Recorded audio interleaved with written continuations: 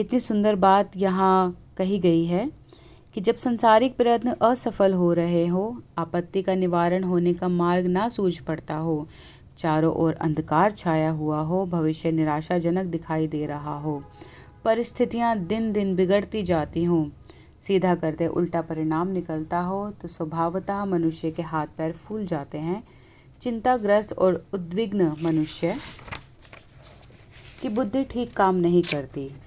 जाल में फंसे कबूतर की तरह वह जितना फड़फड़ाता है उतना ही जाल में और फंसता जाता है।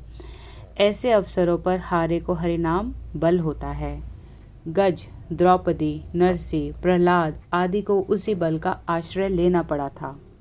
देखा गया है कि कई बार जब वह सांसारिक प्रयत्न विशेष कारगर नहीं होते तो दैवी सहायता मिलने पर सारी स्थिति बदल जाती है और विपदाओं की रात्रि के घोर अंधकार को चीरकर अचानक ऐसी बिजली कौंध जाती है जिसके प्रकाश में पार होने का रास्ता मिल जाता है। अनुष्ठान ऐसी ही प्रक्रिया है। वह हारे का चित्कार है जिसे देवताओं का सिंहासन हिलता है। अनुष्ठान का विस्फोट हृदयाकाश में एक ऐसे प्रकाश के रूप में होता है जिसके द्वारा विपत्तिग्रस्त को पार होने का रास्ता दिखाई दे जाता है।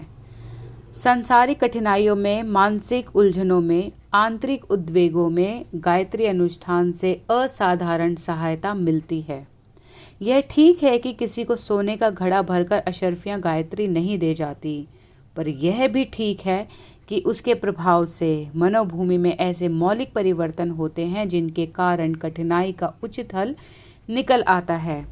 उपासक में ऐसी बुद्धि, ऐसी प्रतिभा, ऐसी सूझ, ऐसी दूरदर्शिता पैदा हो जाती है जिसके कारण वह ऐसा रास्ता प्राप्त कर लेता है जो कठिनाई के निवारण में रामबाण की तरह फलप्रद सिद्ध होता है।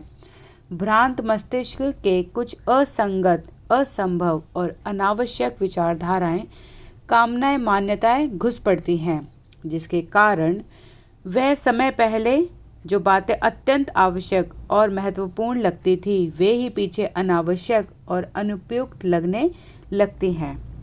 वह उधर से मुंह मोड़ लेता है। इस प्रकार यह मानसिक परिवर्तन इतना आनंदमय सिद्ध होता है जितना कि पूर्व कल्पित कामनाओं से पूर्ण होने पर भी सुख न मिलता।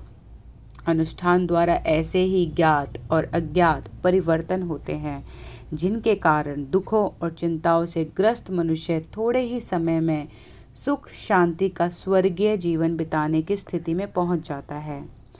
1.25 लाख मंत्रों के जप को अनुष्ठान कहते हैं।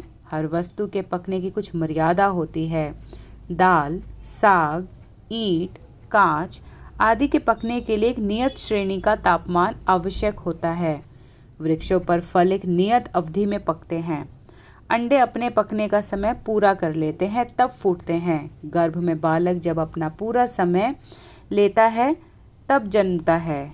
यदि उपयुक्त क्रियाओं में नियत अवधि से पहले ही विक्षेप उत्पन्न हो जाए तो उसकी सफलता की आशा नहीं रहती। अनुष्ठान की अवधि मर्यादा जप माला 1.25 लाख जप है।